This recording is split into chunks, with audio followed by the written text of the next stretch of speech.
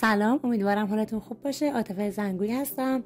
توی این قسمت قراره با هم دیگه انیمیشن های لاتی رو درون جت پک کامپوز به نمایش در بیاریم. اولی کاری که انجام میریم گوگل کروم، اینجا لاتی فایلز رو سرچ میزنیم و وارد سایتش میشیم. سایت رو که باز میکنیم، اون گوشه بالا یه سرچ انیمیشن داره. میتونید هر انیمیشن رو که میخواین اینجا سرچ بزنید. به عنوان مثال من میزنم ویدیو. تمامی انیمیشن هایی که مرتبط به این کلمه کلیدی هست برای من به نمایش در میاره. الان اینجا لیست از انیمیشن های مرتبط به ویدیو رو به من داره نشون میده. به عنوان مثال من یکی رو انتخاب میکنم. من این رو انتخاب میکنم، کلیک میکنم روش تا باز شه. اینجا یک دکمه دانلود داره. دانلود رو که بزنم،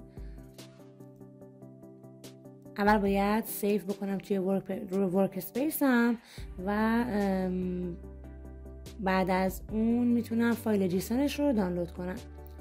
سیو که میزنیم وارد پیج دانلود میشه و لاتی جیسون رو دانلود میکنیم. از قسمت سمت راست باز شه. از این قسمت لاتی جیسون رو انتخاب میکنم و دانلود میکنم. یه فایل جیسون برامون دانلود میکنم. فایل رو کپی کنین، میریم وارد اندروید استودیو میشیم. اینجا در اون پوش رس یک دایرکتوری را رو باید ایجاد کنیم.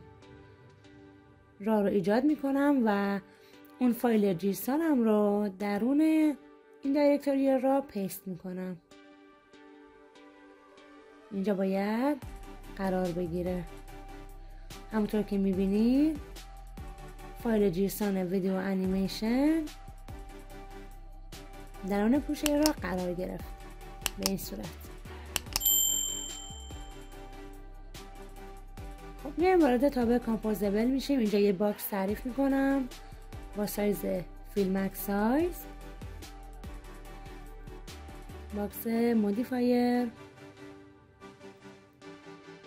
برابر با مودیفایر مودی آیا جا انداختم فایر دات فیلمک سایز و کانتنت الاینمنت رو هم برابر با سنتر قرار میدم.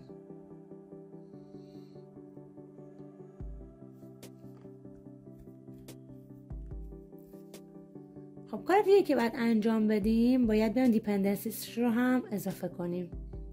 وارد بیلد گریدر سطح اپ میشم و این دیپندنسی رو اینجا اضافه میکنم و اجازه میدم پروژه کامل سینک شه.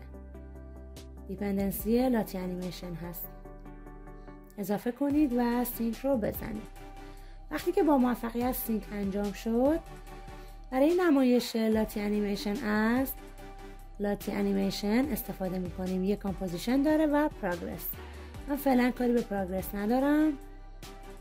برای اینکه بتونیم در لحظه اجرا کنیم و ببینیم باید یک کامپوزیشن تعریف کنیم. اینجا ولی کامپوزیشن بای ریممبر لاتی کامپوزیشن و اینجا اسپک رو بهش میدم. لاتی کامپوزیشن اسپک دات رارس و اینجا r دات را دات نام فایل جیسونم. مسیر ذخیره فایل جیسون رو اینجا بهش میدیم. اینجا چرا خطا میده؟ اینجا کامپوزیشن رو قرار میدم و اینجا پرانتز رو هم من کامنت کردم به اشتباهی. خب اجراش رو ببینیم.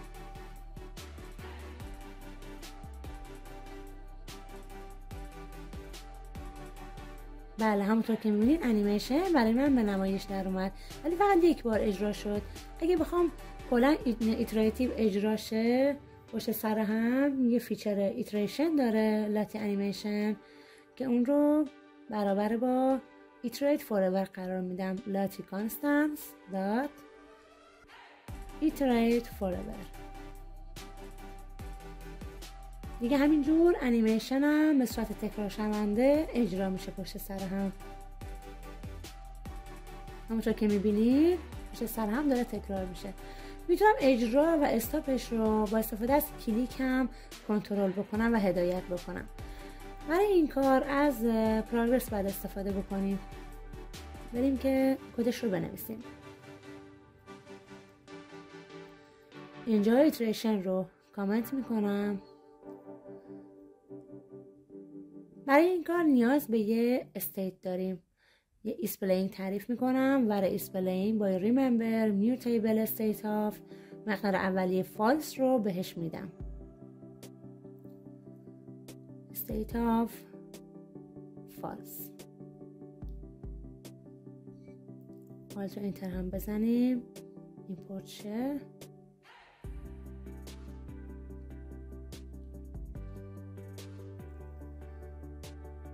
اینجا نیاز به تعریف یک پروگرس هم دارم. ولی پروگرس با animate lateral composition as a state و اینجا مقابل کامپوزیشنی که تعریف کردم رو قرار میدم و یک فیچر اسپلینگ هم داره. اسپلینگ رو هم برابر با اینجا اسپلینگ بولیان هست.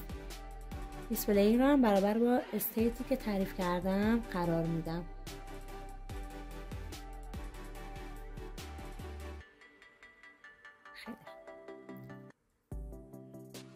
این از دوتا استیتی که اینجا تعریف کردیم. پروگرس رو هم برابر با پروگرس قرار میدم در نلاتی انیمیشن. کامنتش رو بر میدارم. ایتریشن باید کامنت شه. قدم بعدی استفاده از لانچ افکت هست. لانچ افکت اینجا تعریف میکنیم. لانچ افکت بلاک رو کاری باهاش نداریم. کیوان باشه برابر با پروگرسی که تعریف کردیم. استیت پروگرس.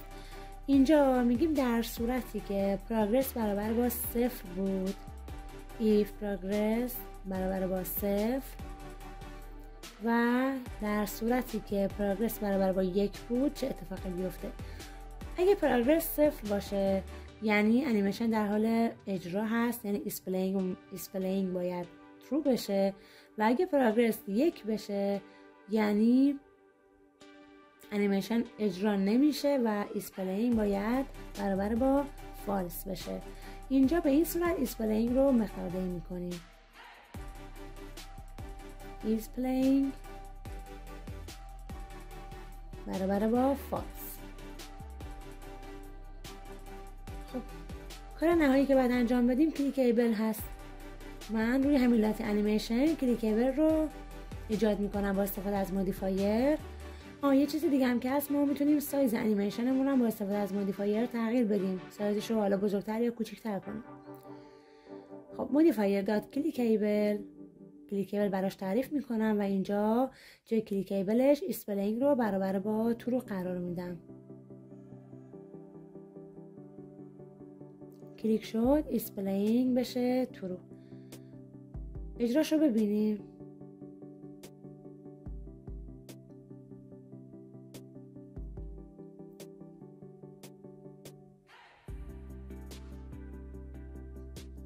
انیمیشن اجرا میشه. من کلیک میکنم.